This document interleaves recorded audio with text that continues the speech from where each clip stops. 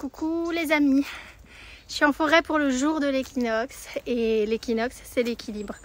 Alors je voulais vous partager une phrase de Christiane Singer, en tout cas ça ne sera pas les mots exacts mais ça résume bien ce jour de sagesse qui nous appelle à vivre pleinement une véritable spiritualité en ne refusant pas l'expérience de la vie et de sa totalité.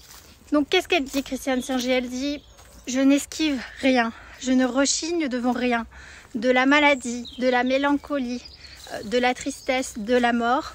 Tout ceci sont les siamois de la béatitude, de la joie, du bonheur, de l'amour. » En fait, elle exprime une totale confiance dans l'expérience de la vie et elle dit que tôt ou tard, un jour dans la nuit, lui apparaîtra la raison de ce qu'elle peut vivre, expérimenter.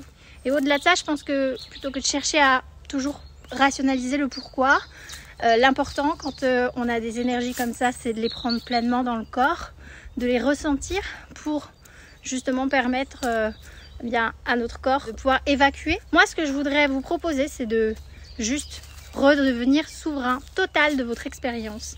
Même si vous ne comprenez pas ce qui vous arrive, regardez les maîtres ascensionnés. Les personnes qui avaient une véritable spiritualité, c'est pas des gens qui ont vécu que de la joie.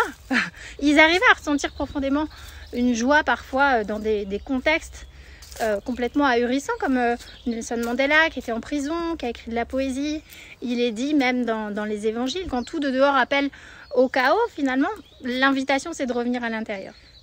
Tôt ou tard, la lumière se révèle sur tout ce qui nous arrive. Je pense aussi à cette femme, Etty Ellison, qui a écrit Une vie bouleversée. Et elle raconte en fait pendant l'occupation nazie, quand elle était dans les camps de concentration, la paix profonde intérieure qu'elle a pu éprouver.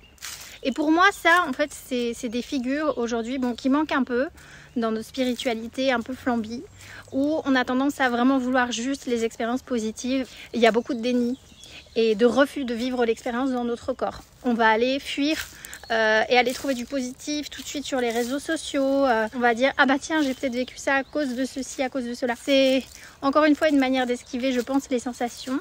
Et c'est dommage parce que de toute façon, tant qu'on n'est pas dans l'acceptation pleine et entière et dans l'invitation à vivre dans notre corps, cette énergie qui se présente à nous, elle finira par se représenter.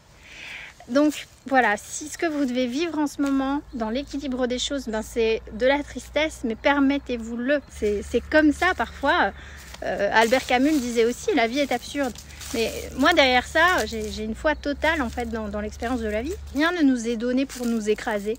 Et justement, Christiane Singer disait une bizarre confiance, obstinée et têtue, impossible à ébranler par la raison, ne me quitte pas. Donc, ne cherchons plus à raisonner, mais plutôt à ressentir, à accepter tout ce qui nous traverse, à accepter les épreuves. Non, la vie, c'est pas que de la joie, et heureusement, parce que quand le cycle de la joie revient, mais qu'est-ce que ça fait du bien en fait, justement dans cette alchimie, d'avoir senti cette transmutation en nous, cette alchimie interne, de sentir le passage d'une colère, d'une tristesse, un regain, cette pulsion de vie, cette pulsion de joie qui revient naturellement